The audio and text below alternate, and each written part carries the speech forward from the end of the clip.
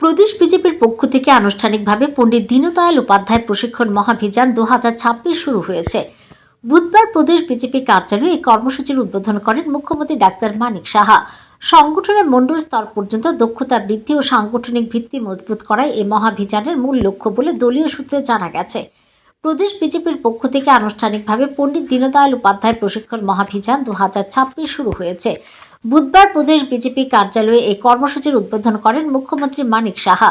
এই অনুষ্ঠানে উপস্থিত দলীয় কর্মী মণ্ডল প্রশিক্ষক ও নেতৃত্বের উদ্দেশ্যে বক্তব্য রাখতে গিয়ে মুখ্যমন্ত্রী বলেন, প্রশিক্ষণ একটি সংগঠনের অবিচ্ছেদ্য অংশ। তিনি উল্লেখ করেন, পূর্ববর্তী বছরের মতো এবছরও কর্মীরা আদর্শ সুশাসন এবং বিজেপি পরিচালিত সরকারের উন্নয়নমূলক কাজ নিয়ে বিস্তারিত প্রশিক্ষণ গ্রহণ করবেন। তিনি আরও জানান, কেন্দ্রীয় নেতৃত্বের দিক নির্দেশনায় এই প্রশিক্ষণ মডিউল তৈরি করা হয়েছে এবং এবারে কর্মসূচিতে ত্রিপুরা বিজেপির মুখ্য মুখপাত্র সুব্রত চক্রবর্তী গুরুত্বপূর্ণ ভূমিকা পালন করছেন। মুখ্যমন্ত্রী বলেন, এই মহাভিযান পণ্ডিত দীনদয়াল উপাধ্যায়ের আদর্শ থেকে অনুপ্রাণিত হয়ে গড়ে উঠেছে, যার লক্ষ্য কর্মীদের মধ্যে আদর্শগত স্পষ্টতা তৈরি করা এবং তৃণমূল স্তরে দলের জনসংযোগ আরও শক্তিশালী করা।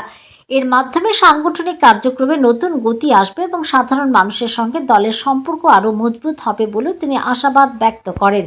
তো প্রশিক্ষণের মাধ্যমে আমাদের যে আইডিওলজি পণ্ডিত দীনদয়ালজি যেভাবে চিন্তা ভাবনা করেছেন যে সমাজের জন্য আমাদের কাজ করতে হবে, প্রথমে রাজ্য, প্রথমে দেশ এবং তারপর আমাদের পার্টি, তারপর নিজে, এই যে কনসেপ্ট নিয়ে এবং অন্তিম ব্যক্তি অবধি বিভিন্ন বিষয় যেসব আমাদের বেনিফিশিয়ারি স্কিম ইত্যাদি বিভিন্ন সাবজেক্ট দেওয়া আছে, প্রতি বছরই সেটা হয়।